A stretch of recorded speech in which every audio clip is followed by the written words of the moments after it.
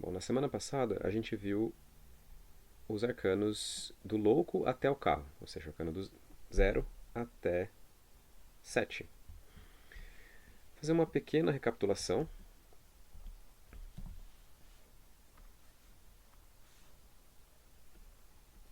Os primeiros quatro arcanos, eles têm a ver com a cosmogonia, eles estão de fora da história. É o surgimento do universo. O louco, em específico, é a teogonia. Ele tem a ver com o surgimento de Deus. Ou seja, ele vai do zero, do estágio zero, Deus dormindo, né, até o estágio um, Deus acordando. O mago diz respeito já a uma criação que acontece dentro de Deus. A criação da mente divina. Deus acorda no louco como uma criança. E no mago, a mente divina acorda como nous, como logos, né? Na forma dos arquétipos se desdobrando ali a partir da luz branca. Ou seja, o alfabeto de formas, de ideias, de padrões que podem ser aplicados no mundo. Os moldes das histórias, os moldes de todas as coisas, basicamente. Né?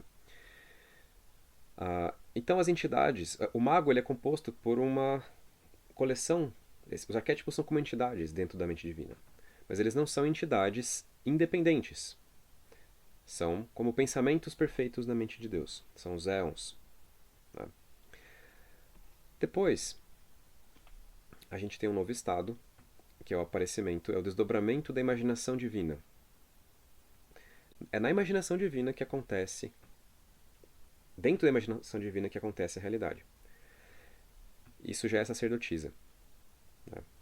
Ou seja, a capacidade de entender.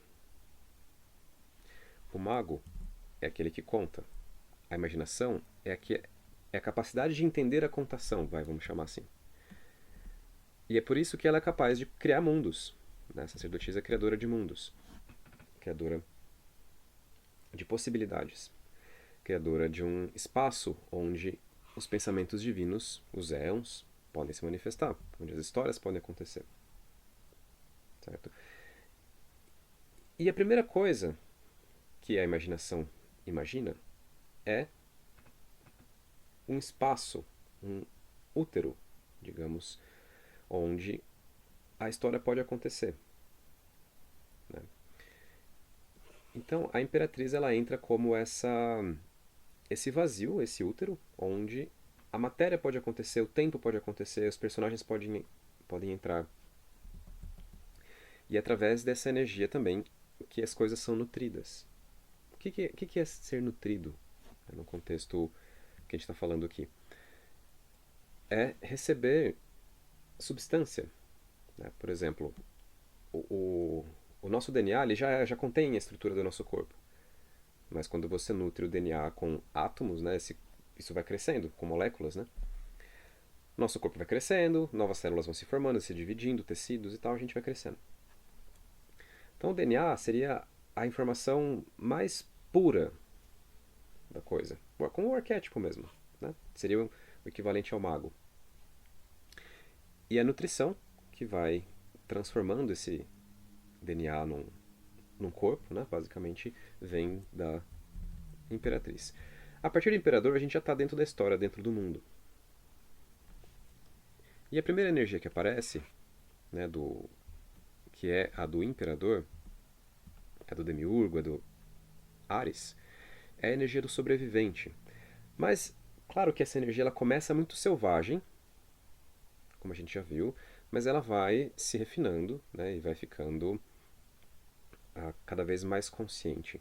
Então, o decanato inicial é Marte, passa pelo decanato solar e depois vai para o decanato venusiano.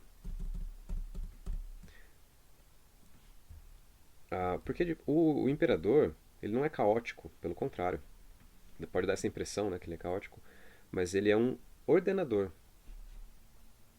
Ele impõe ordem ao caos.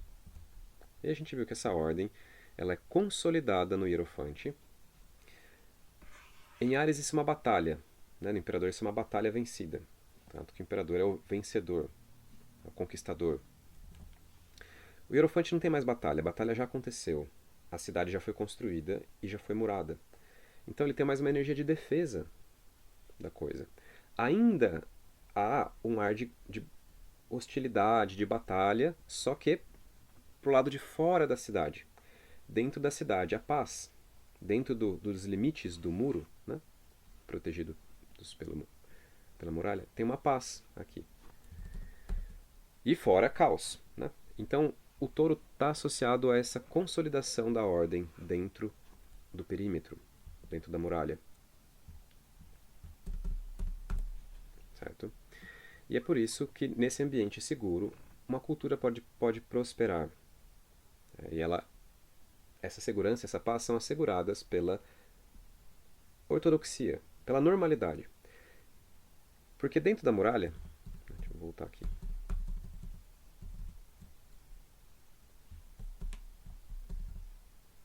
Dentro da muralha, como que a paz pode acontecer? Através de um senso de comunidade, ou seja, de um senso de uniformidade. Nós pertencemos à mesma tribo, à mesma comunidade, porque nós compartilhamos histórias, nós compartilhamos valores. O estrangeiro que está vindo de fora, ele, não necessariamente. Então a gente não vai confiar.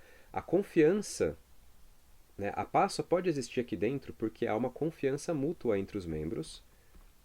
E essa confiança só existe por conta da previsibilidade do comportamento um do outro. E essa previsibilidade só acontece por causa do compartilhamento de ideias. Ou seja, as pessoas não pensam diferente umas das outras. É um preço a pagar, mas isso já é uma grande evolução em cima do imperador, porque você elimina a competição dentro da cidade. A competição é expulsa para fora. Então a eficiência aumenta muito aqui dentro. Né? Por isso que o touro consegue acumular recursos, acumular, né, prosperidade e assim por diante. Certo? Então, no nível individual, no nível mais pessoal, é quando você vence essas suas ansiedades mais primitivas e passa a cultivar alguma coisa, né? Algo que tem valor para você.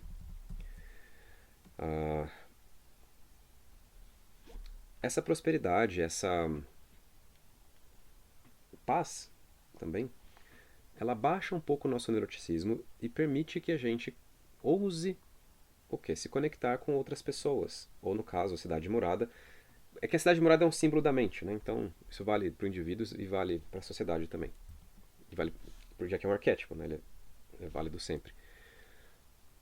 Então aqui a gente começa a querer interagir com outras cidades muradas, né? Inicialmente num processo de troca de valores. Olha, eu tenho trigo, você tem ouro. Eu quero ouro, você quer trigo, então vamos fazer comércio. Mercúrio, regente de Gêmeos, é o regente do comércio, né? É o regente dos comerciantes, da administração, da contabilidade, todas essas coisas. Não é à toa, porque ele está associado a intercâmbio, trocas. E essas trocas vão ficando cada vez mais profundas até que tem, né, esse momento onde a, as histórias, a ortodoxia, a normalidade, a uniformidade começa a ser desconstruída em prol do quê? Da variedade. Gêmeos ama a variedade. Ele é curioso. Então a variedade substitui a uniformidade e desconstrói a tradição. Certo? Ah, essa desconstrução ela vai progredindo até ela chegar num limite. O limite é o limiar, basicamente, onde a desconstrução desconstrói tudo e quando não sobra nada, a desconstrução desconstrói a si própria. Ou seja, não sobra nada na mente. Esse realmente é o fundo aqui. E é essa quebra da mente que permite a travessia do limiar, como a gente já falou. Né? E aí você passa para o lado de lá. E a sua próxima missão é emancipar as suas emoções. Você emancipou a sua mente em Gêmeos, agora você emancipa as suas emoções em Câncer. Você tem todo esse trabalho de libertar-se do seu histórico familiar, principalmente. do seu histórico de forma geral, mas aqui tem um peso muito grande a família. Muitas pessoas não conseguem se libertar do karma familiar e morrem aqui. Por isso que em alguns manuais de astrologia muito antigos, a casa 4 também é considerada uma casa de morte. Porque você pode, de fato, simplesmente parar aqui na sua jornada. Quando você não consegue se libertar do, do, do das correntes kármicas que vêm da sua família. Tá? Então, é um ponto muito delicado, onde a gente pode ficar preso, especialmente no último decanato. Tá? Quando a gente não consegue se libertar, a gente acaba se tornando farinha do mesmo saco, né? Então aqui há a libertação e há também a reconquista, ou quando você assume o que é a força também da sua linhagem, do seu sangue. Assume o seu corpo, porque no fundo, o que a sua linhagem te trouxe em primeiro lugar é o seu corpo. Seu corpo é o seu navio nas águas do caos, né? Junto com a mente. Por isso que é o carro, é o seu veículo de batalha para avançar no caos. Certo? Essa é a fase da terapia, então você treina a sua mente para a não reatividade diante do caos. Em Touro, você conseguiu criar uma bolha. Em Touro, você criou uma bolha isolada do caos. Em Gêmeos, essa bolha foi sendo desconstruída e você foi, né, no finalzinho aqui, exposto ao caos. Essa exposição machuca a mente. É como a ferida do Frodo, né, que ele levou a espadada lá do Rei Bruxo. Uma ferida que não sara nunca. Diante do caos, a mente ela trava, né? E a única forma de você evitar esse travamento é o silêncio. Por isso que a travessia do limiar, ela só é segura feita em silêncio. Em silêncio, nada acontece. Agora, qualquer mínimo pensamento que você tenha durante a travessia, ele vai virar um delírio, vai virar uma narrativa, vai virar matéria para surto, vamos chamar assim. De qualquer forma, isso tudo acontece por conta da reatividade à mente. A mente odeia o caos. A mente quer prever a realidade. Porque é assim que ela sobrevive. Só que ela pode ser treinada e deve. Portanto, a exposição gradual, didática, terapêutica ao caos vai treinando a mente para se tornar não reativa. Certo? Então, as feridas se cicatrizam, né? Essa ferida, ela para de ser a dor dela para de ser o primeiro plano da nossa sensação. A gente começa então a tratar, cuidar, ferimentos, né? Bandagens. Tem esse momento de descanso, que é o terceiro decanato. E quando a mente está descansada, ok, já me recuperei. Surge a coragem. E surge também a capacidade de você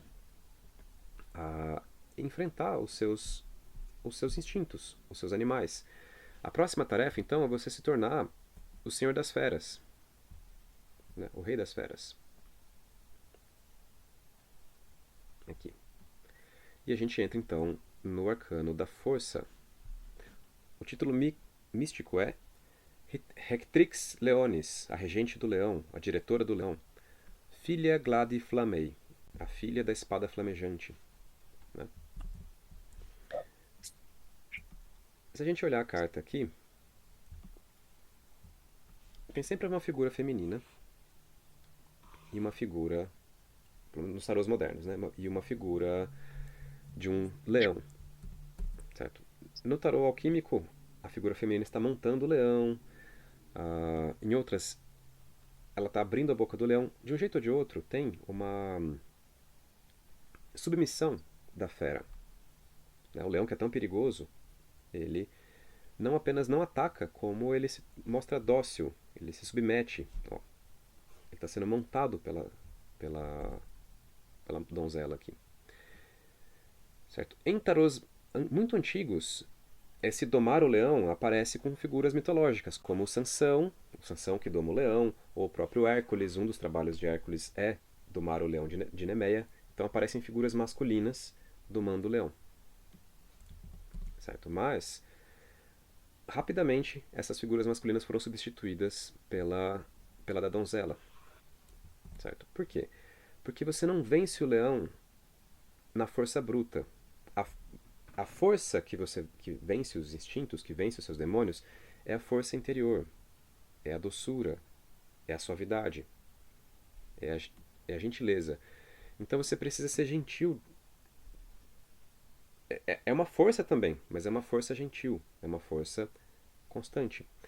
Tem essa cena aqui, né, da Una e o Leão, esse quadro representando essa cena, onde Una, que é a donzela, né, que é a personagem da história, ela encontra um leão na floresta e o leão ia devorá-la, mas quando ele enxerga a Una, ele vê a beleza e ele perde todo o ímpeto de atacar e devorar e ele jura lealdade e se torna um servidor da Una. Então essa que é a ideia. Né? Você precisa vencer os seus demônios através de um lento processo de sustentação da vontade. Tá? Alquimicamente, esse processo é chamado de cocção e digestão. São dois processos que eles no fundo são uma continuação do outro. Né? Cocção é como o cozimento, você cozinha a substância, e a digestão, né, seria a continuação disso. Os dois têm a mesma característica, que é o quê? É a aplicação de um calor gentil e constante. É um fogo. Né? É um signo de fogo, leão. Ele não é o fogo de Ares, como uma explosão, um raio, que é intenso, agudo, cortante. Não, ele é mais como uma fogueira. Né? O Agni, que é o fogo digestivo do estômago, ou o fogo de um fogão, por exemplo, é um fogo domado. Leão é um signo de fogo fixo. Então essa é a ideia. Não adianta você ir com tudo e vencer o leão em uma batalha. No dia seguinte ele vai e te devora. Não, você precisa aplicar uma vontade constante por um longo período e a matéria vai sendo modificada. Certo? O que é a matéria? Né? É a sua própria mente aqui. Agora, separada em elementos. Os elementos eles já emergiram um por um, né, nas etapas anteriores. Eles emergiram da mistura caótica primordial. Eles já estavam presentes na mistura caótica, mas eles foram sendo separados um por um nas etapas anteriores. Na etapa de Câncer, aconteceu a sublimação, onde a essência da matéria subiu, melhorando, tendo a consciência, né, das coisas do alto, e depois desceu numa qualidade mais refinada. Aqui agora você vai submeter os elementos a essa cocção, certo? A aplicação gentil e constante da vontade. O que isso significa na prática? Que você vai enfrentar um por um, como os chefes, né, de um videogame, que tem lá o chefão e tem subchefes, que ele envia primeiro. Paciência e insistência. Vou dar um exemplo prático. Quais são os cinco demônios, né, que a gente vai enfrentar? Eles estão associados aos 5 planetas. Também, não só os elementos. Marte é a aversão. Vênus é desejo. Esses são como uma polaridade. A aversão e o desejo, no fundo, todos os demônios eles vêm do desejo. A aversão é um desejo negativo, né? Um desejo de que aquilo não aconteça, de que aquilo não esteja ali. Mercúrio tem a ver com dúvida. O desejo de certezas. Júpiter é a agitação. Saturno é a preocupação. Percebam que todas essas coisas, elas tiram a gente do momento presente. Então é como se antes de purificar a matéria, de melhorar a qualidade da matéria, que isso acontece em Virgem, eu precisasse retirar as impurezas dela. Então é isso que a cocção vai fazer. Como se fosse eliminar as toxinas presentes ali dentro. A aversão é o que? A aversão ao que eu estou fazendo. Ao momento presente. Se eu estou preenchendo um formulário, nossa, odeio formulários. Tira a gente do momento presente. O desejo é o quê? É pensar em algo bom fora do momento presente. Por exemplo, por mais que eu esteja gostando de preencher o formulário, eu posso pensar que, nossa, tem ali as palavras cruzadas que eu amo fazer, que eu ainda não fiz. É positivo, né? A gente está pensando em coisas boas, mas tirando a gente do agora. A aversão também, tirando a gente do agora. Odeio estar aqui, queria estar fazendo outra coisa. A dúvida tem a ver com: será que eu devia estar fazendo isso mesmo? Será que eu devia estar aqui? Será que eu estou no caminho certo? Né? Ou seja, tirando a sua mente do presente, do que você está fazendo. A agitação, ela é o pensamento de que tem algo mais legal acontecendo em outro lugar. Então eu estou aqui preenchendo o formulário, mas ia ter uma palestra ali no lugar que eu esqueci de comprar o ingresso. E a preocupação, ela está pensando em... ela está jogando a nossa mente para o futuro ou para o passado.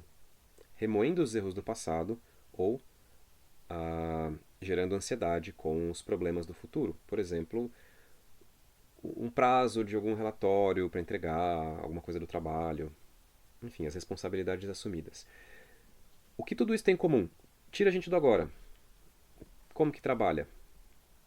Você precisa converter lentamente os demônios em aliados. Enquanto eles estão tirando do agora, eles são empecilhos. São 5 empecilhos.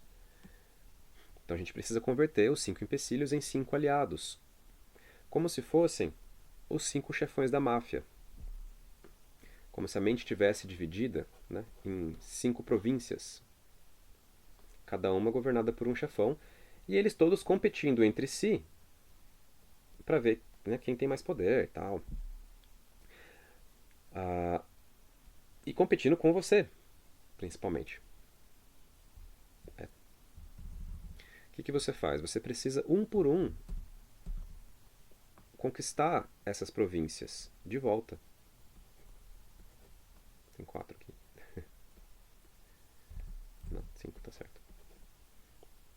Reunificando o reino, ou seja, a sua mente. Derrotar esses chefões. Porque eles são como se fossem os regentes que governavam essas províncias diante do vácuo de poder que você deixou, né? por não assumir o trono. Que você deixa enquanto não assume o trono. Bom, o demônio da aversão, ele é convertido em foco. Marte é isso, é energia focada, é energia dirigida. Então você precisa trazer o foco para o que você está fazendo. Da mesma forma como um lutador foca no oponente. Por mais que ele odeie o oponente, ele foca no oponente. Então esse foco do combate, da arte marcial, em que você foca no seu alvo ali e não desvia. Se eu estou odiando o lava-louça, então eu vou tratar o lava-louça como se fosse o meu inimigo que eu vou derrotar. E isso traz foco. Então você está engajando, é a mesma energia, a mesma parte da mente, mas em vez de ser um empecilho que te arranca do agora, agora ele é um aliado que te prende no agora, que te consolida no agora, no presente. Tá, isso aqui é o começo da meditação, inclusive, do processo de meditação. O desejo, que está pensando lá no brigadeiro, na geladeira, ele se torna prazer, bem-estar, no que quer que você esteja fazendo. Né? Porque tudo tem um potencial de prazer, de gerar bem-estar. Mesmo lavar louça, mesmo o preencher formulário. O simples fato de você estar no seu corpo, bem assentado no seu corpo, Isso já é fonte o suficiente de prazer e bem-estar. Você não precisaria de mais nada. A dúvida, ela gera interesse. Quando você começa a olhar para o que você está fazendo como algo interessante, rico, cheio de oportunidades de experiência e conhecimento. A agitação, ela se torna entusiasmo. Quando você percebe que o que quer que você esteja fazendo faz parte de um plano mais amplo. Porque se eu estou preenchendo esse formulário, poxa, mas esse formulário aqui é um formulário para eu me inscrever num curso que eu quero muito fazer. Ou seja, pode ser chato, mas faz parte de algo muito maior. E esse algo importante, grandioso. Júpiter, né? E a preocupação está associado à ideia de engajamento. Engajamento no sentido de responsabilização por aquilo.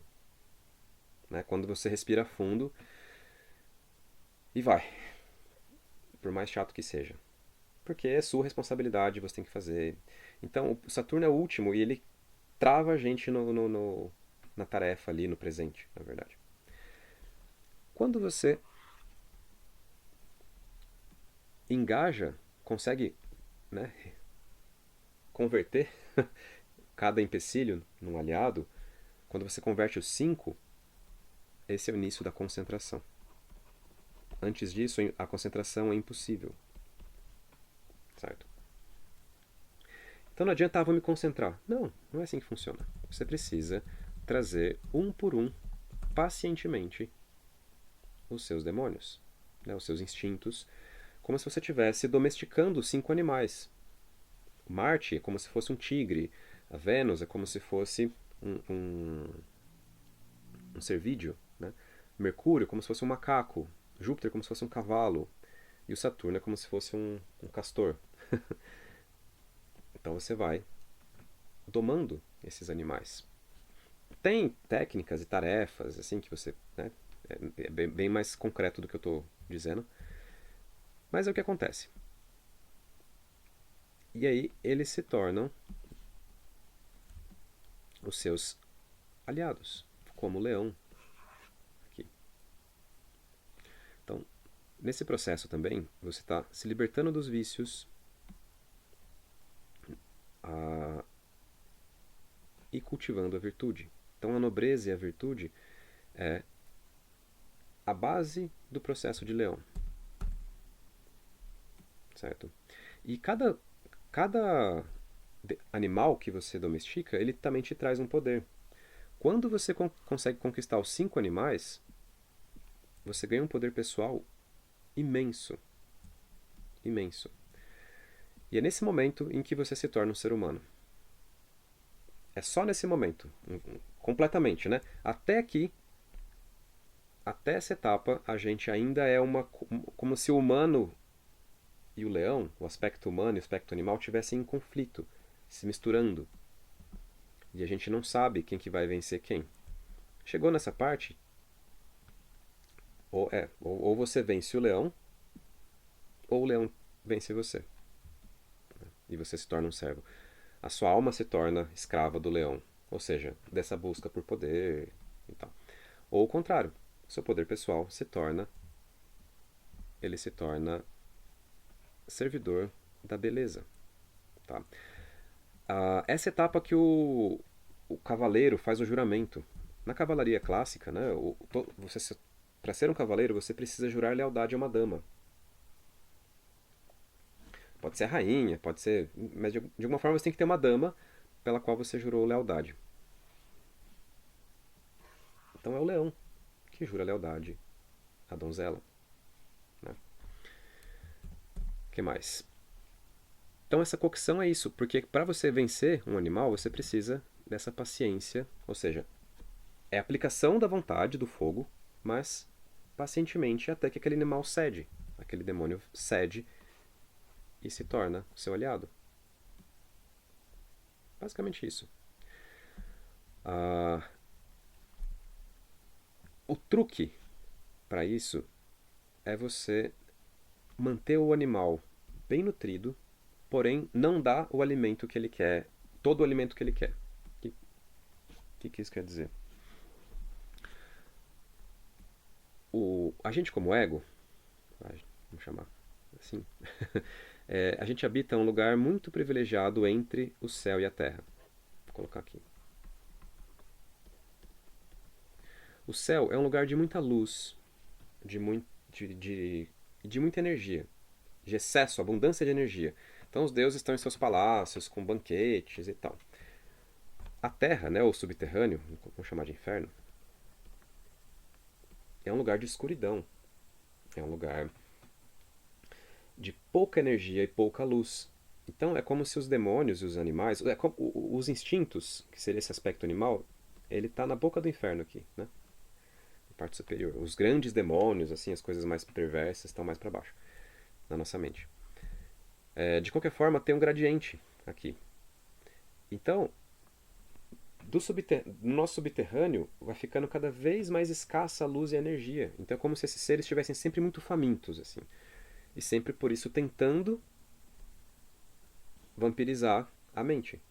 Ou seja, assumir o controle, fazer a gente distorcer nosso comportamento, fazer a gente, sei lá, comer demais. E a gente tende a se arrepender, essa que é a ideia, quando a gente se comporta segundo a influência de algum desses seres aqui. Porque é uma perspectiva limitada, uma perspectiva estreita. Ao contrário de conforme a gente sobe no céu, em que a perspectiva é ampla. Bom, de um jeito ou de outro, para que o seu animal ele se torne seu aliado, você precisa nutri-lo. Por exemplo, o demônio do desejo. Qual que é a nutrição que ele quer? Nutrição que ele quer é o quê? Experiências de prazer. Então ele vai te fazer buscar experiências prazerosas, vai te fazer buscar que seja uma droga que dá prazer, né? Libera serotonina, o chocolate. Tem várias formas de prazer. Não importa muito se tem propósito ou não. Para cabeça, na cabeça ali do animal, do instinto, é prazer. Prazer é prazer. Então não importa se é através de uma injeção de heroína ou se é através de uma grande conquista que libera serotonina. O que importa é sentir prazer. Então se você deixar o animal se alimentar livremente, quer dizer o quê? Você vai buscar prazer indistintamente e vai acabar viciado e morto, provavelmente. Então você não pode dar todo o alimento que o animal quer. Mas você não pode deixar ele desnutrido. Como seria isso? Não dá prazer para o seu corpo. Que seja através de tomar um sol da manhã, fazer alguma coisa, comer alguma coisa que você gosta. Ou seja, você precisa se adiantar, digamos assim, e dar lá a ração para o seu animal. Mas vai ser um alimento de boa qualidade e um alimento com propósito. Então não é para eliminar o prazer, mas é para trazer o prazer em coisas que façam sentido. Mesma coisa para os outros. Então é isso. O segredo do primeiro passo é mantenha os seus animais, seus instintos nutridos, porém não ad libitum, ou seja, né, deixa eles comerem à vontade.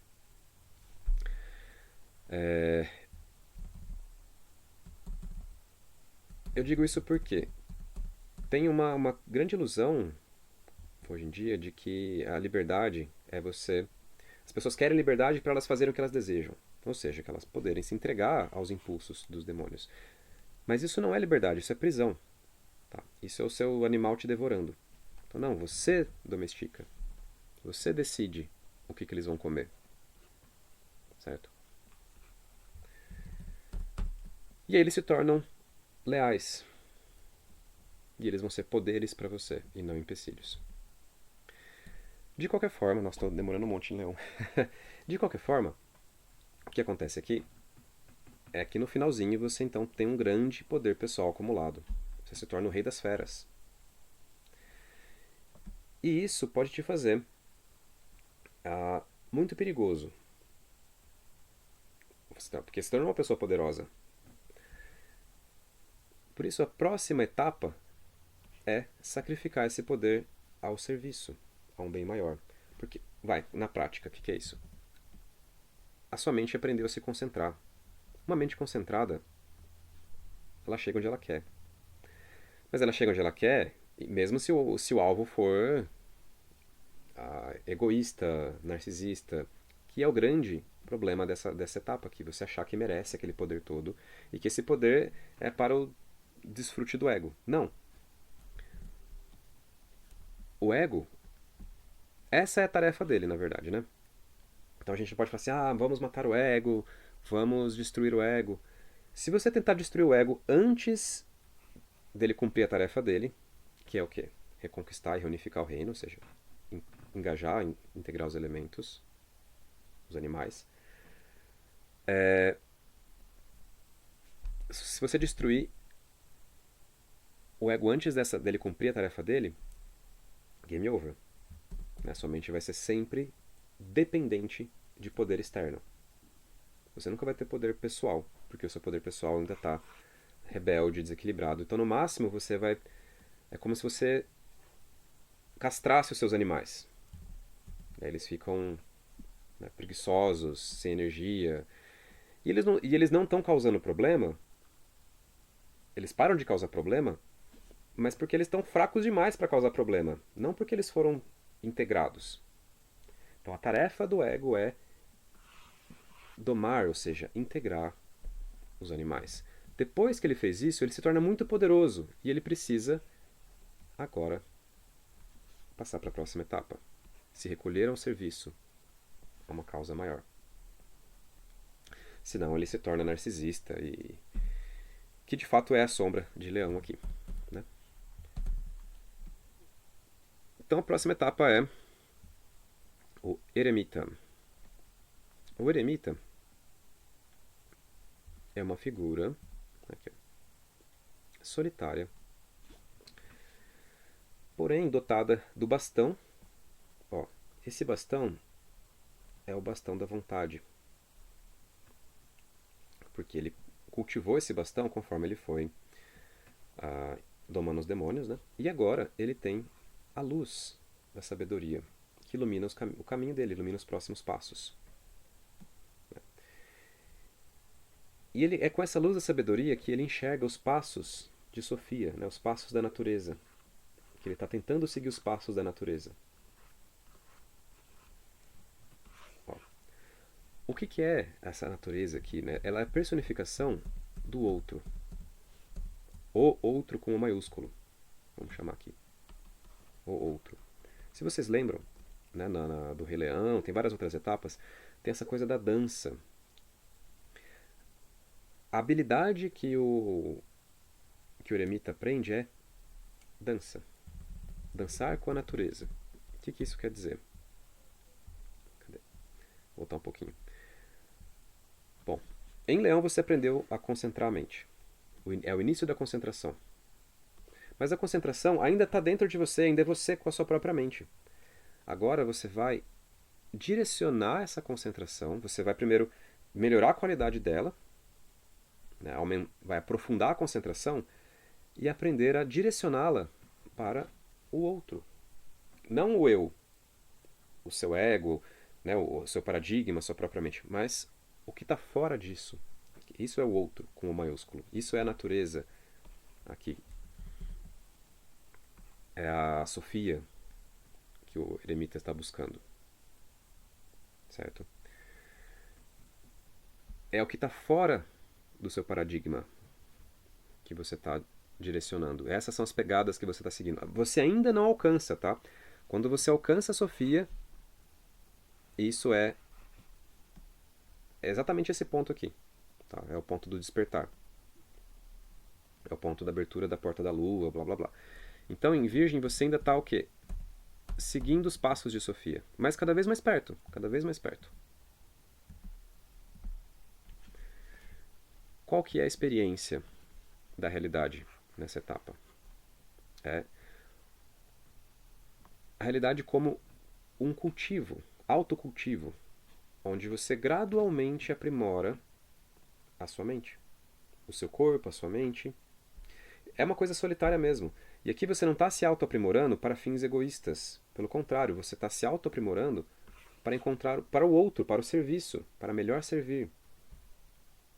Né? Você está em busca de Sofia e não do próprio ego. Aqui o ego se torna... Bom, o ego se tornou um servidor, né? Tá na etapa anterior, né? Na travessia para essa etapa, na verdade. Ah, e agora ele vai melhorar a própria qualidade através do processo alquímico chamado exaltação.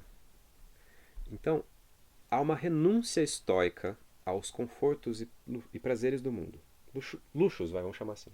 Prazeres básicos eles são necessários como nutrição, mas os luxos não. Então essa renúncia estoica é uma espécie de desprezo pelos luxos, pelos confortos excessivos. Tá? Porque é isso que o leão... É onde o leão se esbalda, né? Onde o leão cai. Essa energia da nobreza que, né, toma um vinho de 20 mil reais, sei lá. São esses luxos. Não que seja ruim, mas é um desperdício de energia. E aqui, opa.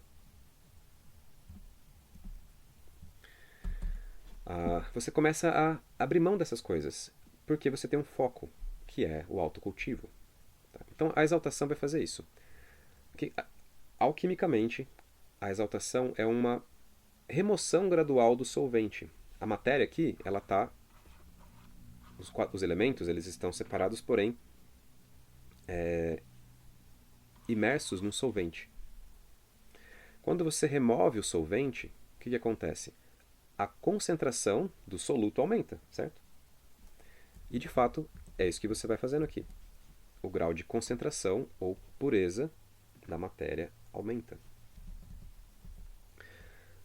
A palavra é a mesma, concentração. Concentração da mente. Vai purificando a sua concentração. Eliminando o que? As flutuações mentais, os pensamentos, essas micro-reatividades, até que a concentração seja perfeita. Só que para você conseguir esse nível de silêncio e perfeição da mente, você precisa, de alguma maneira, se dedicar ao treinamento, ou seja, passar ali um bom tempo praticando. Qualquer que seja a prática. Né? A prática ela acaba sendo muito individual, mas o objetivo é sempre o mesmo. Aumentar a qualidade da mente através da concentração. Tá. Que mais? Seguir os passos do outro. Esse outro pode ser instanciado, né, na forma de Sofia, da sua ânima, de um mentor, porque é uma etapa mercurial. Ishtadevata seria a divindade pessoal, né, que também não importa muito o que é esse outro, o que importa é que você vai se aproximando do que está fora das barreiras da sua mente, né, o que está além da sua mente. O título místico, o Mago da Voz da Luz, ou o Profeta dos Deuses. E esse é o mago, é um dos magos do tarô. Tem o primeiro mago, que é o mago. O Hierofante é o outro mago e esse é o terceiro. Tá. O Hierofante, ele tem o poder espiritual secular, porque é como se ele fosse o chefe da igreja. É um poder institucional, não espiritual mesmo. Quem tem o poder espiritual é o eremita, porque ele que está ali praticando, em contato com o poder da mente, o poder do espírito, o poder da alma. Certo? Então, por mais que o eremita, o hierofante, ele tenha esse papel, esteja no trono da igreja, o poder dele é secular. Certo? O que mais dessa etapa? Bom, e é isso. A culminação desse processo são algumas experiências místicas que já acontecem. Uma delas chama corpo e mente. Você ainda está dentro da sua mente, né? Você ainda está no eu. Aqui. Você está quase lá. A sua experiência ainda é material. Você ainda não está completamente no agora, é isso que eu quero dizer. Mas você já começa a sentir, é como se fosse a periferia ali da sua mente. Você já começa a sentir o lado de lá. E essa sensação do lado de lá, ela aparece... A forma mais comum dela aparecer é através da experiência estética. Então, aquele quadro, aquela música, aquela dança que te tocam, às vezes te emocionam, o que é isso? É uma espécie de osmose ali da energia do lado de lá, que atravessou. Mesmo você não tendo aberto os portões da sua mente, ainda assim, coisas podem passar por osmose. A forma mais comum é experiência estética. Algum... Nessa etapa, conforme você se aprofunda na meditação, você começa a ter experiências estéticas espontâneas, às vezes olhando nuvens, o sol. Então, vamos colocar aqui, experiência estética, é muito comum. O que mais? Pareidolia. Pareidolia é quando você começa a ver padrões nas coisas. Você olha. Isso acontece muito. Isso é muito necessário para certos tipos de oráculo. Então você começa a ver o padrão na borra do café, o padrão nas nuvens. Ah, isso é, digamos, o lado de lá atravessando por osmose. É, tende a ser muito prazeroso. Essas experiências tendem a ser muito prazerosas e dá uma sensação de integração com o todo, de unidade, mas ainda é matéria, ainda é pé no chão e você ainda está dentro da sua mente. Tá. Chega um momento em que você alcança a Sofia. Tá? Aí é você topar aqui na roda da fortuna.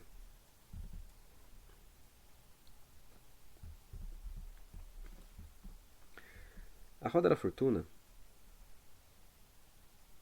está associada a esses movimentos cíclicos necessários, naturais e necessários. Então, desde os ciclos das chuvas, aos ciclos do karma, aos ciclos do samsara, né? A gente tem aqui a figura da roda da fortuna é uma figura tradicional, né, no imaginário renascentista, como essa atuação do destino, que ora te joga para cima e você fica rico, ora te joga para baixo e você fica miserável. Então, como se tivessem os caprichos do destino. Você tem a figura mítica de Ananke, que é a mãe das moiras. Ananke quer dizer necessidade ou destino.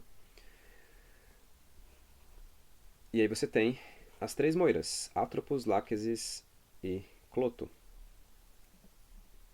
Né? São as fiandeiras do destino. Uma tece o fio da vida, a outra cria tecidos. A primeira fia o fio da vida, a outra tece em tecidos e, por fim, a Atropos corta o fio da vida. Então são os três aspectos do destino. Alquimicamente, o que acontece aqui? Você tromba com o momento presente, mas você não consegue ficar ali. Então você precisa voltar para as etapas anteriores, principalmente tapar os buracos, que uma coisa que acontece aqui nessa circulação é que você não consegue ficar no momento presente. Você chega lá, cheguei em Sofia, eu não consigo ficar. Por quê? Porque tem falhas aqui na sua formação, digamos, nas etapas anteriores. Então é muito comum que você precise voltar. Vem pra cá, trombou, não consegui ficar de novo. Aí volta para outro lugar, tenta de novo, não consegui. E assim vai. E você fica girando mesmo. Certo? Dá essa impressão de você estar girando. Pode demorar muito tempo isso. E esse, inclusive, é o primeiro arcano que não está associado a um signo. Os arcanos que não estão associados aos signos, eles são como que fora do tempo da história. Que quer dizer o quê? Que eles podem ser instantâneos, ou seja, você passa direto, ou que você pode ficar um tempo indeterminado ali. Você pode passar anos ou décadas aqui nesse processo da circulação, onde a mente se utiliza, se eleva, depois desce, se concentra, se utiliza, se eleva, se concentra. Qual que é, alquimicamente? É a circulação, né? A matéria circula em destilação fechada, aumentando a sua qualidade. Então, o vaso alquímico está aqui. Então, geralmente você tem lá a cucúrbita, né? Que ela está recebendo fogo, recebendo aquecimento. Esse aquecimento é a Kundalini. E aí ele está em ebulição e ele se eleva.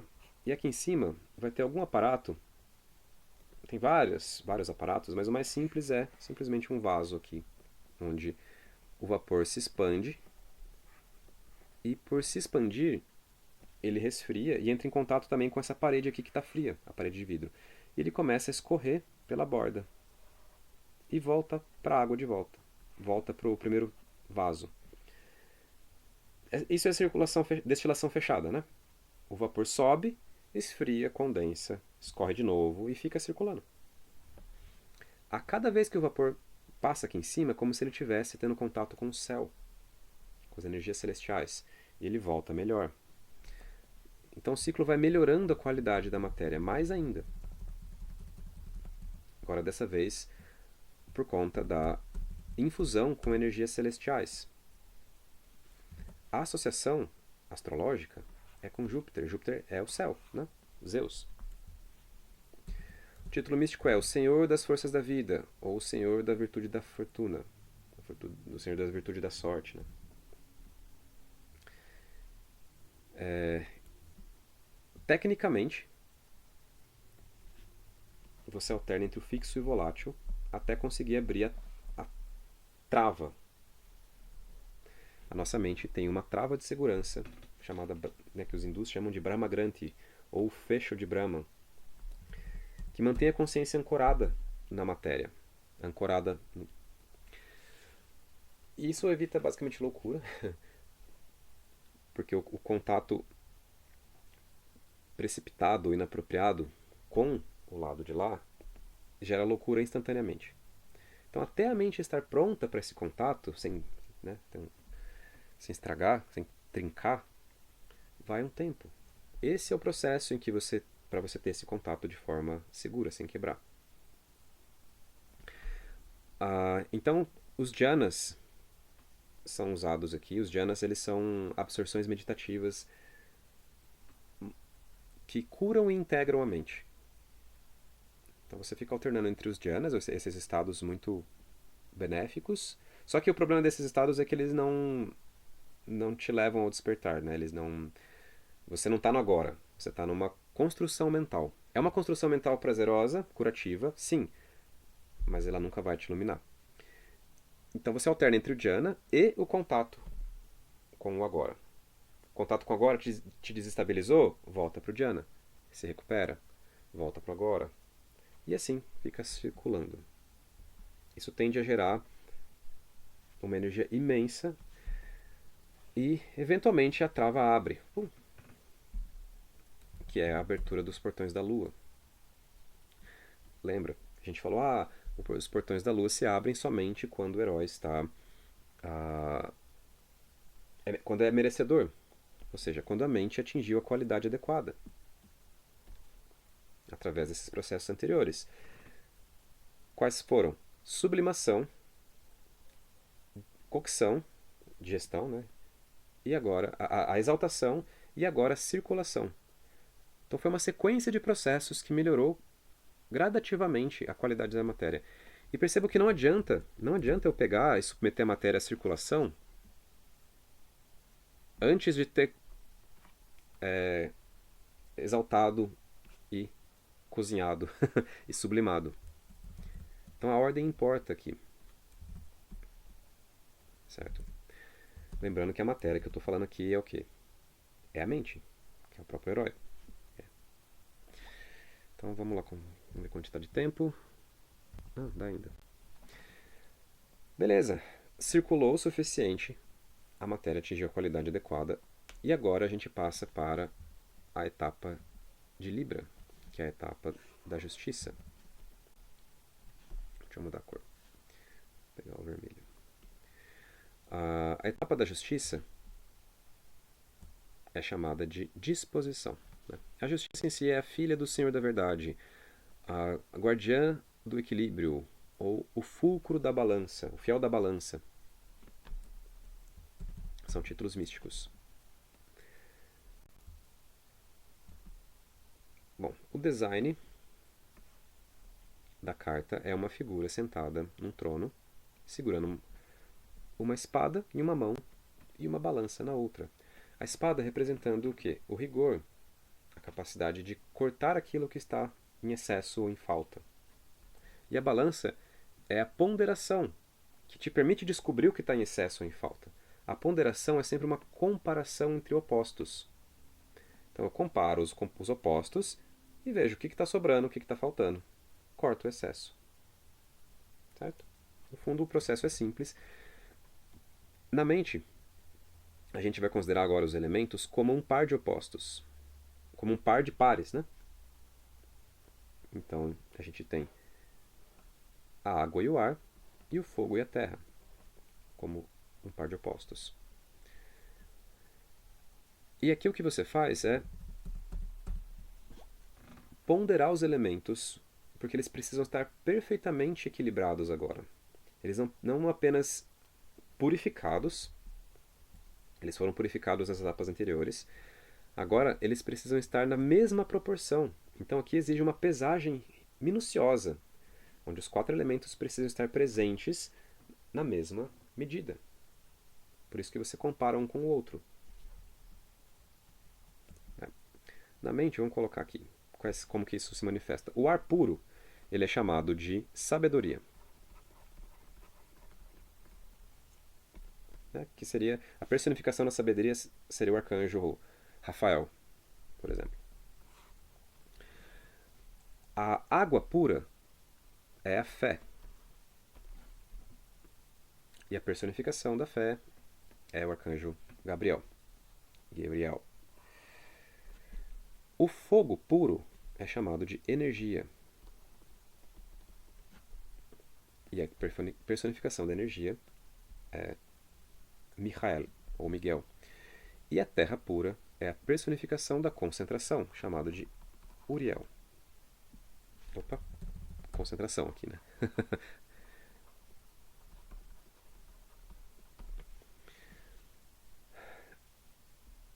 Tá, por que você está fazendo tudo isso? Porque você quer chegar no 5º elemento.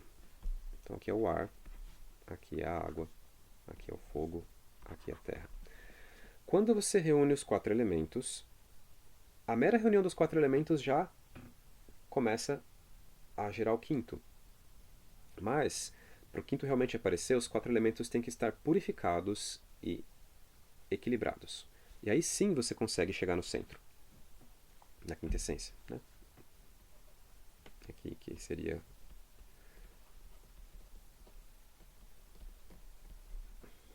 Bom, vou chamar de presença, por enquanto.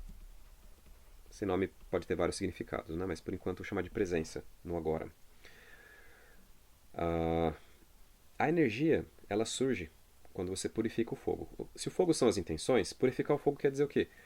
Não querer nada além do que já está acontecendo. Quer dizer o quê? Toda essa energia da vontade fica disponível no agora.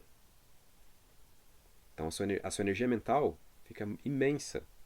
Ela é tão grande que é difícil sustentar. Estar no presente, você tem uma sensação de um incêndio acontecendo. E essa sensação, se você não tiver concentração suficiente, a sua mente se desestabiliza. Você pode até ter um ataque de ansiedade. É muita energia para a mente lidar. Então ela precisa estar perfeitamente concentrada para lidar com essa energia. Por outro lado, se você tiver uma concentração excessiva, a mente pode ficar tão calma que ela adormece, que ela fica ali letárgica. Ou seja, o excesso de terra, ela afunda. A sabedoria também precisa ser equilibrada com a fé. O excesso de fé deixa a mente crédula. Então qualquer intuiçãozinha, qualquer mini visão, ela já sai achando que Deus falou com ela e sai dando um complexo de Messias ali. A mente ela não consegue discernir o que é uma intuição verdadeira e o que é uma fantasia. Porque a nossa imaginação, ela, enquanto existir ego, a nossa imaginação vai distorcer a intuição. E a gente, a princípio, não sabe o que é intuição, o que é delírio, o que é fantasia. Né? Quando a gente está com excesso de água, essas coisas se misturam e a gente sai aí, né, seguindo a intuição, mas na verdade a gente está cultivando delírios. Por isso a gente precisa ter a espada da sabedoria, do ar, do outro lado, para saber cortar, para saber lidar com essa, com rigor. Né? O que eu tenho condições de saber? Qual é o nível de confiabilidade que eu dou para as para minhas intuições, minhas narrativas e assim por diante? Então a sabedoria tem a ver com a clareza de saber o que é certo, o que é incerto. Nada é certo, na verdade. Né? Então, saber o nível de incerteza das coisas, na verdade. Tudo vai ser um pouquinho incerto. Porém, coisas muito incertas a gente não vai pôr o pé ali naquela canoa. Por outro lado, se eu ficar só nessa intelectualidade da espada, né,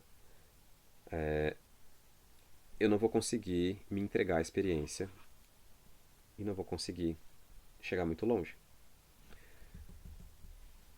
Enfim, você precisa dessas quatro coisas: energia, sabedoria, concentração e fé. E com isso você vai cultivando a presença no agora. E ela vai ficando cada vez mais sólida, mais permanente. Quando você consegue ancorar essa presença,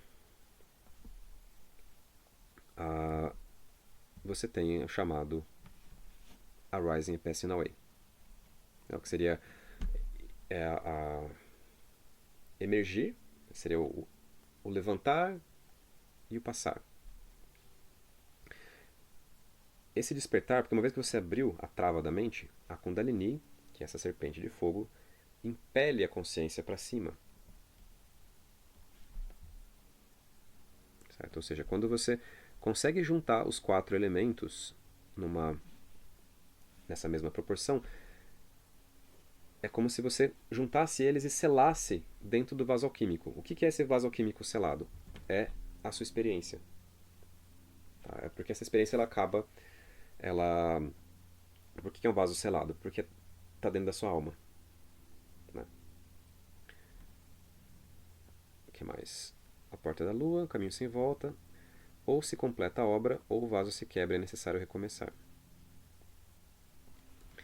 De fato, se você abriu o portão, se você abriu a trava, é isso, ou você vai até o final, ou a mente quebra de algum jeito. Tá. Mas esse é o processo então de Libra. Você perceber, estou com excesso de energia, estou com excesso de concentração, ou o contrário. Se eu aumento a energia,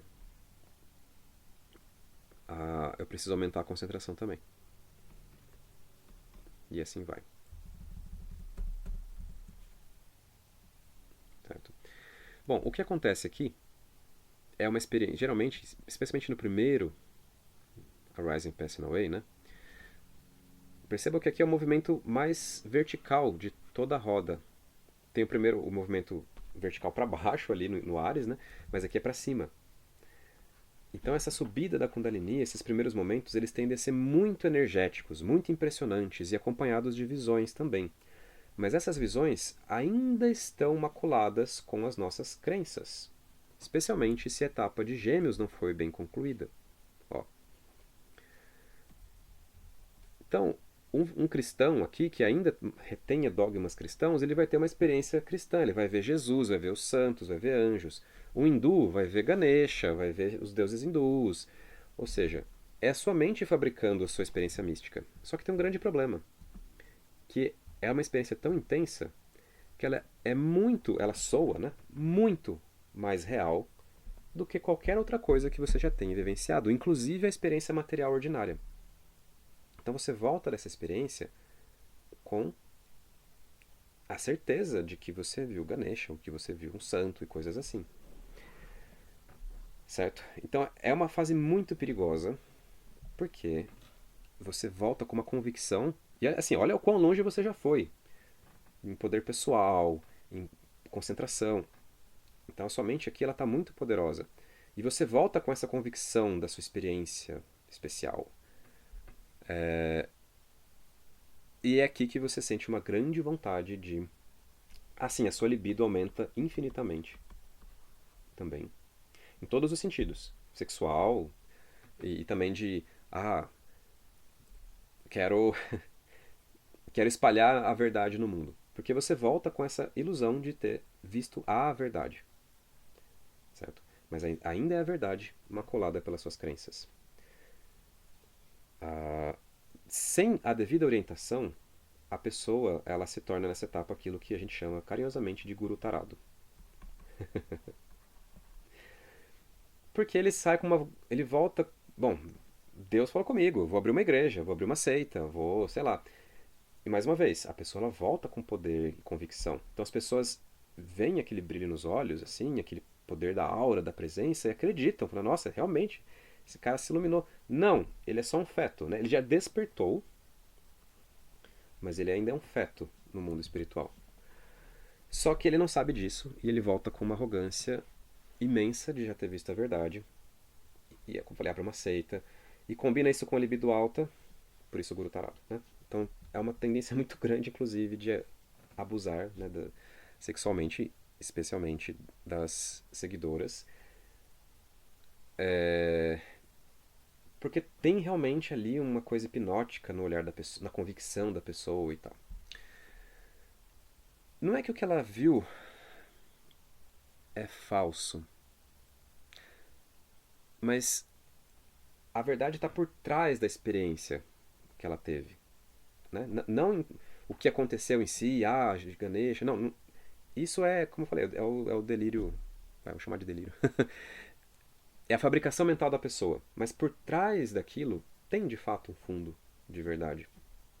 Né? Só que a pessoa ainda não entendeu e ela literaliza tudo aquilo. Interpreta tudo pelo literal e não pelo simbólico. Sem a devida orientação, claro, né? Sem a devida orientação. E o grande problema é se a pessoa parar de praticar aqui. Porque se ela para de praticar, ela afunda nessa coisa aqui e ela se torna. E você começa a ter daí problemas mentais. Só que são os problemas mentais da positividade. São os positivos. Ou seja, excesso, mania, ah, narcisismo. Não, narcisismo é lá embaixo, né? É megalomania, na verdade. Narcisismo também, tá? Esse aqui. Megalomania, complexo messiânico. Você acha que tem que salvar, que você é o salvador. Inclusive, uma boa parte volta com essa convicção de que é a encarnação de Cristo ou o novo Avatar. Tá cheio de gente por aí falando isso. E assim, essas pessoas realmente tiveram um desenvolvimento espiritual, mas elas pararam aqui, tá? Pararam nessa etapa. Então elas pararam de praticar porque não, já sou o Messias, né? Então não preciso mais praticar. E fica isso. Até em algum momento, nem que seja na hora da morte, a pessoa ter o vislumbre do próximo passo e entrar em desespero. É, tá, a convicção de que é o Messias é muito forte. Tem um efeito muito interessante que é muito diferente entre homens e mulheres nessa etapa. Os homens saem dessa experiência achando que é o Messias e as mulheres saem achando que o outro é o Messias, né? Então, sei lá, então entra num lugar de fanatismo. Ou seja, o Messias é o outro, mas o outro conhecido. Por exemplo, o meu mestre, o meu guru aqui. Então a pessoa tem certeza absoluta que o guru dela é o Messias. E ela vai dedicar a vida dela para aquele Messias e vai cometer atrocidades em nome daquilo. Enfim, entra num lugar de fanatismo. Ah, é muito. Assim, é bem marcado. Eu nunca vi uma exceção a essa regra. Né? Mas se alguém souber, por favor, me conte. Peculiar.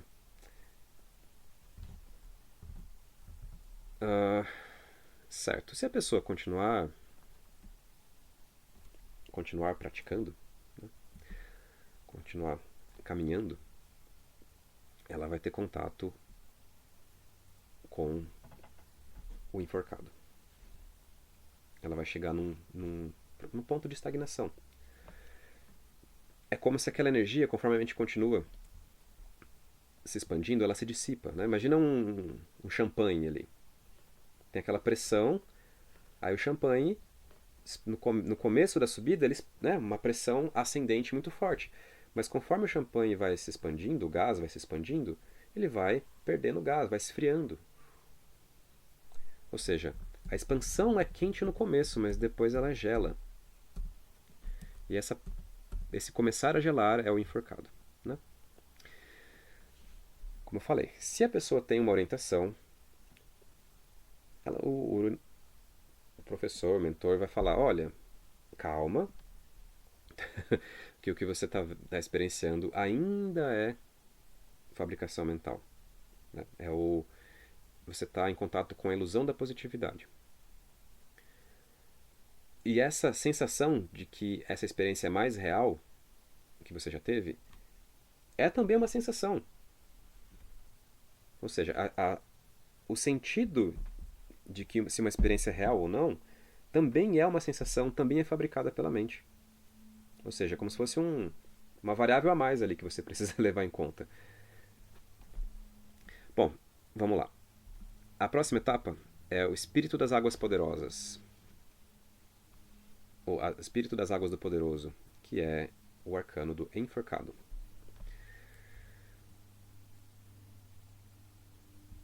Bom, o arcano do enforcado é esse lugar de sacrifício. Aí você tem a cruz do sacrifício, ou a trave, né, no tarô de Marsella, também no tarô alquímico. De um jeito ou de outro, a pessoa ela está incapaz de se mover, de se mexer. Está pendurada pelo pé. E ela está formando, né, uma figura que é a figura do Monte Calvário. Ó, é o triângulo representando a montanha sagrada e a cruz é o sacrifício. Então, é o sacrifício feito no topo da montanha.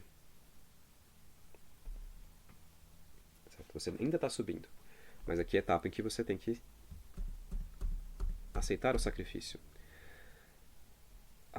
O ego, na etapa anterior, ele ainda está dominando. E aqui você percebe essa barreira do ego.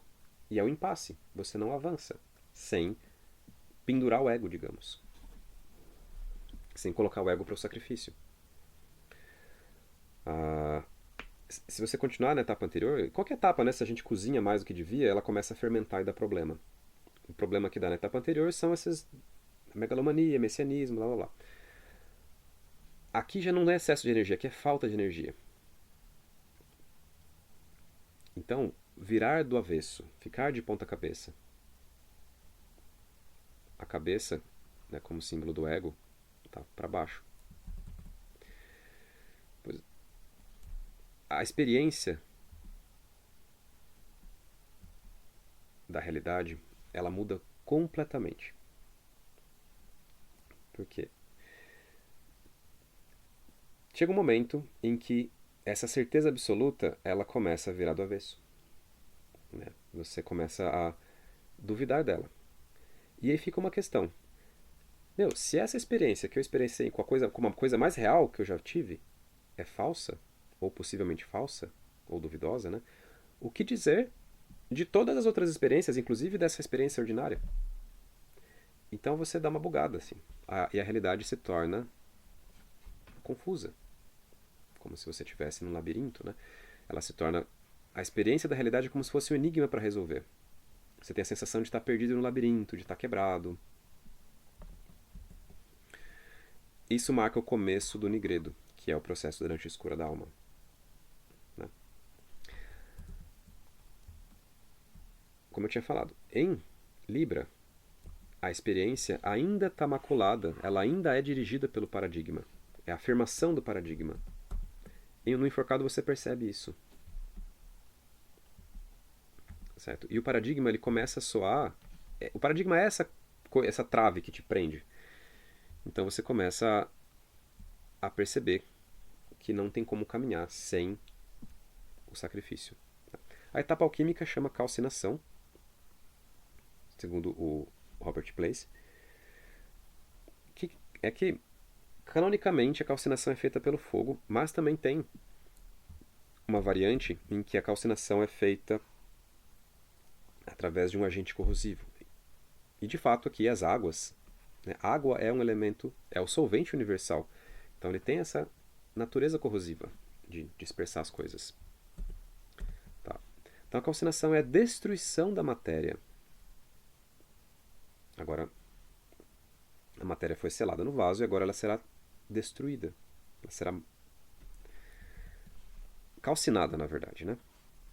A calcinação, o fim da calcinação leva à destruição da matéria. Então aqui é o processo de destruição da matéria, de essa corrosão.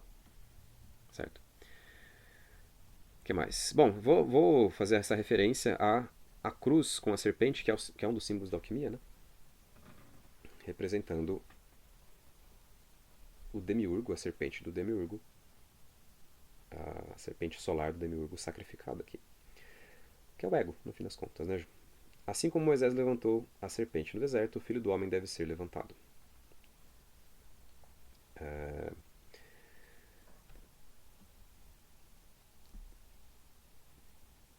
Tá, antes de ir lá para a experiência da noite escura, eu vou falar da inversão do paradigma.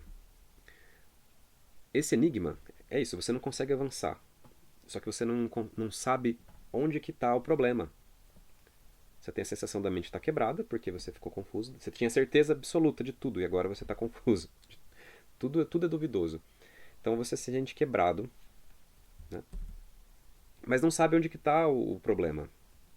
Por isso esse processo de inversão. Quando a gente não sabe onde está as chaves que perdeu, o que você faz? Você vira a casa do avesso, né? Não tem isso? Tudo que está visível, você esconde, porque você sabe que não está ali se tivesse te encontrado.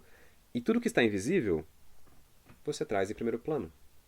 Ou seja, o que estava escondido torna-se visível, o que era visível torna-se escondido. Você faz isso para encontrar o erro, encontrar o que está perdido, encontrar o problema. Então, acontece aqui a chamada, como falei, inversão do paradigma. Vocês lembram em Touro, onde a gente teve a afirmação dos valores da mente, os valores, né? O que é que a mente valoriza? Qual que é o meu brasão? Qual que é o meu guia moral e tal? Aqui você vai praticar, fazer a praxis antinômica. Nomos quer dizer lei, ou seja, a prática anti-lei. Essa virada do avesso da mente, né, ela é muito perturbadora. Porque se a sua mente ela é predominantemente masculina, por exemplo, nessa etapa você se percebe feminino. Ou o contrário, se a sua mente é predominante feminina, nessa etapa você se percebe masculina. Se você é vegano, nessa etapa você vai querer comer carne. Ou se você ama carne, nessa etapa você vai querer ser vegano.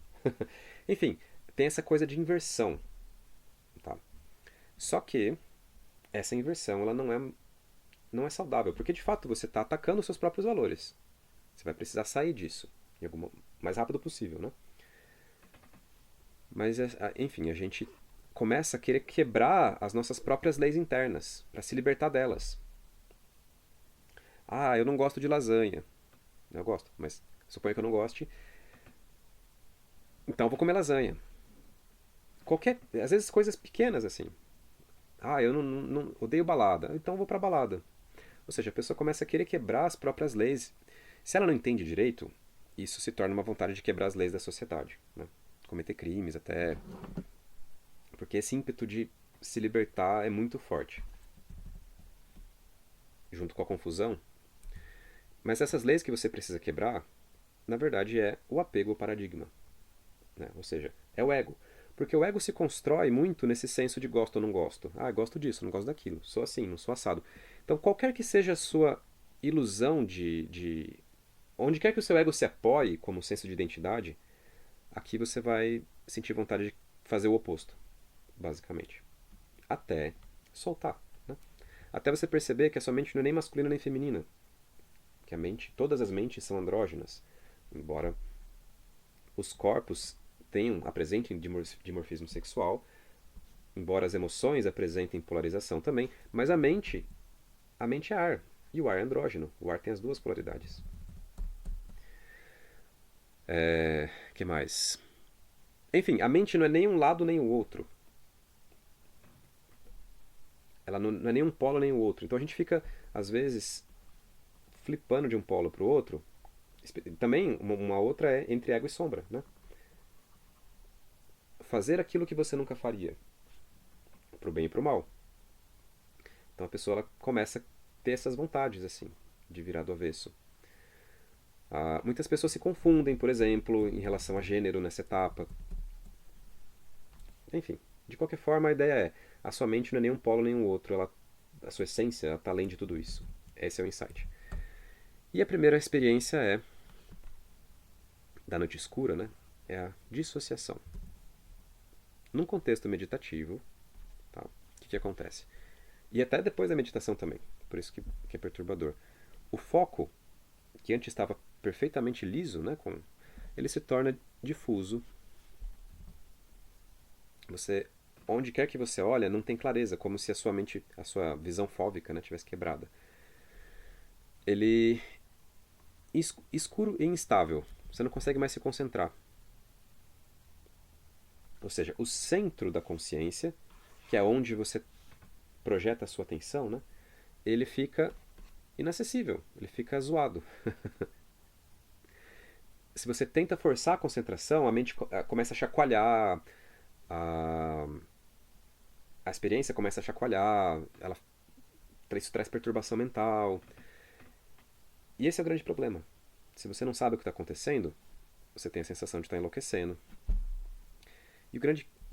E o segredo é: deixa acontecer. Se o foco, se o centro da consciência tá inacessível, né, a borda está clara. Então nessa etapa, como a mente virou do avesso, né, deixa a consciência ir para a borda. Claro que é como se você não conseguisse se concentrar em nada.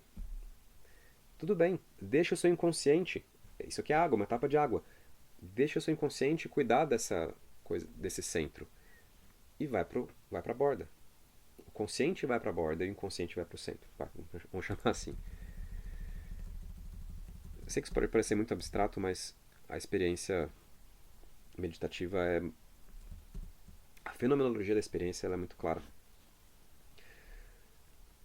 A sombra destrói as intenções antes delas emergirem na mente. Então, o que quer que você queira fazer, você não consegue fazer, como se a intenção é que move o corpo. Então, antes de emergir para o movimento, a sombra destrói aquela intenção.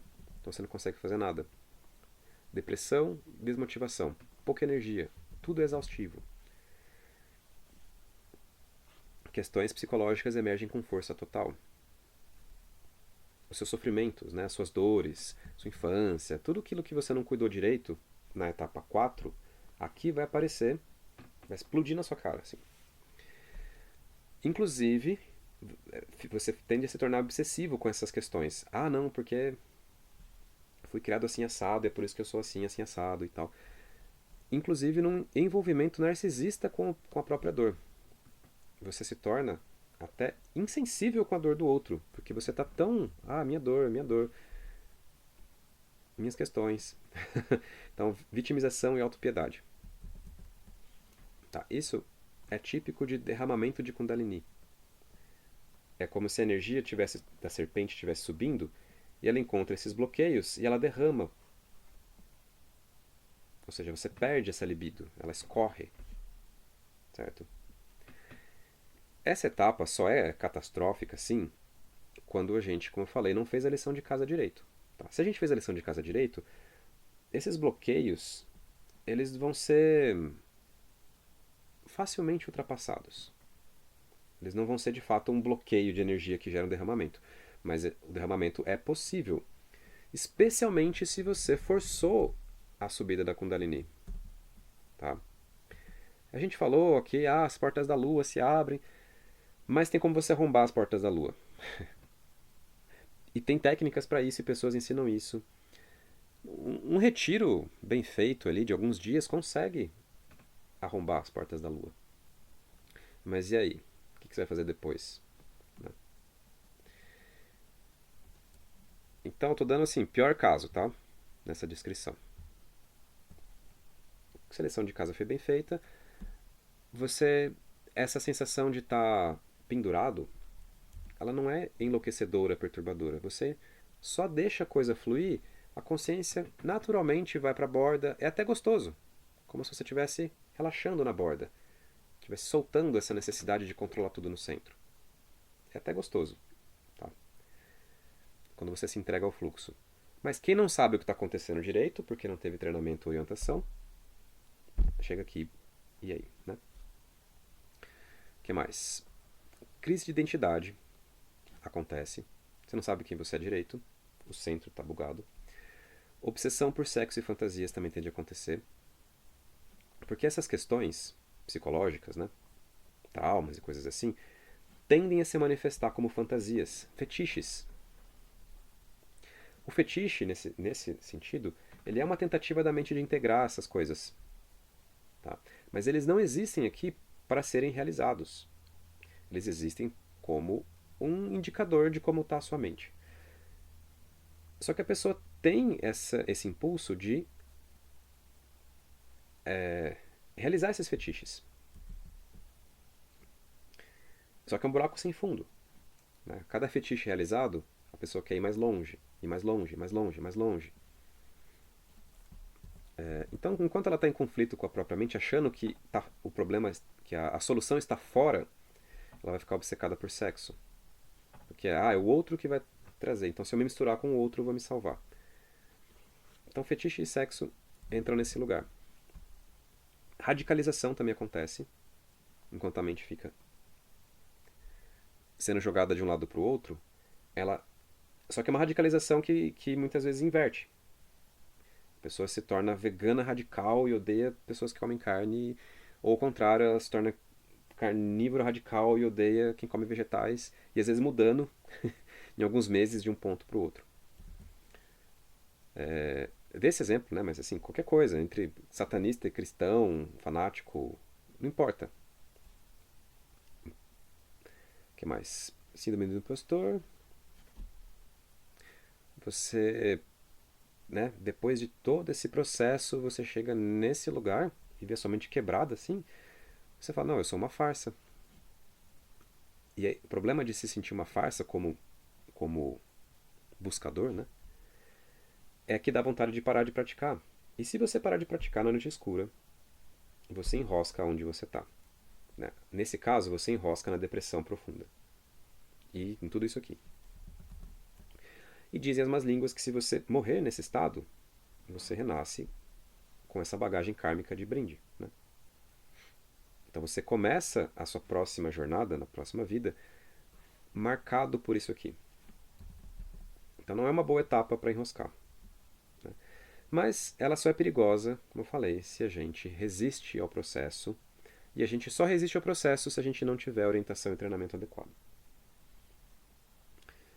A pessoa demanda empatia, mas tem pouca. O que ajuda? É tirar o foco de si mesmo. Tirar o foco do próprio sofrimento, das próprias dores e questões e mágoas e tal. Então, foca no sofrimento alheio. Filantropia. Vai ajudar né, em ONGs, vai ajudar em serviços sociais. Então, coloca o seu esforço no outro. E isso vale para toda a noite escura, tá? Retirar-se, silenciar e se recolher. Quanto mais estímulo do mundo, é mais alimento para sua confusão. Mais informação para ser processada numa coisa que já está sobrecarregada de informação. Então minimiza os estímulos e as informações. Se retira do mundo. Né? Ah, mas tem um casamento. Então dá uma sossegada assim no ir para o mundo. Cultiva silêncio, não tem nada a ser aprendido em nenhum livro, é só o silêncio, não tem nada a ser feito. A solitude, quanto mais você fica, mais você entende o que é que vem de você, mais você entende que esse sofrimento vem, na verdade, da sua própria resistência, do seu próprio ego. E o principal, evitar conselhos de pessoas que não passaram pela noite escura. Porque elas não vão entender. Você vai falar isso aqui tudo e ela vai falar: ah, tá, você tá com depressão, vai tomar um remédio, vai no psiquiatra. Não é uma questão mecânica nesse sentido, né? Uma questão espiritual. Então, pessoas que não passaram pela noite escura tendem a trazer mais problema do que ajuda. E assim, muitos psicólogos e psiquiatras estão não têm o equipamento, digamos, para lidar com isso. Lidar com essas experiências, certo? A boa notícia é que a pessoa rapidamente percebe que o outro ali não está entendendo o que ela está falando. Mas no começo a gente pode se apoiar nisso, certo?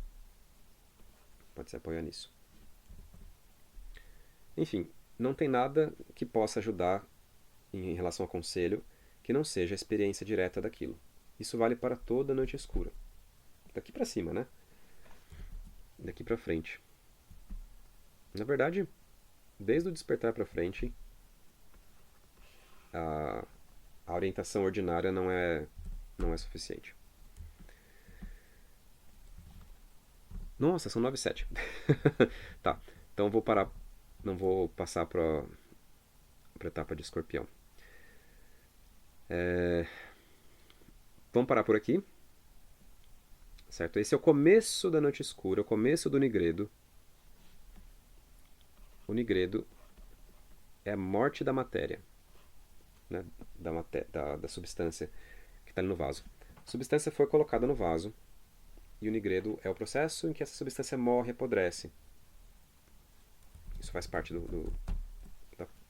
da transmutação. Para a alquimia, as substâncias podem estar mortas ou vivas. Todas as substâncias têm vida, né? Tem alma, tem vida, então elas podem ser mortas também. Enfim, vou parar por aqui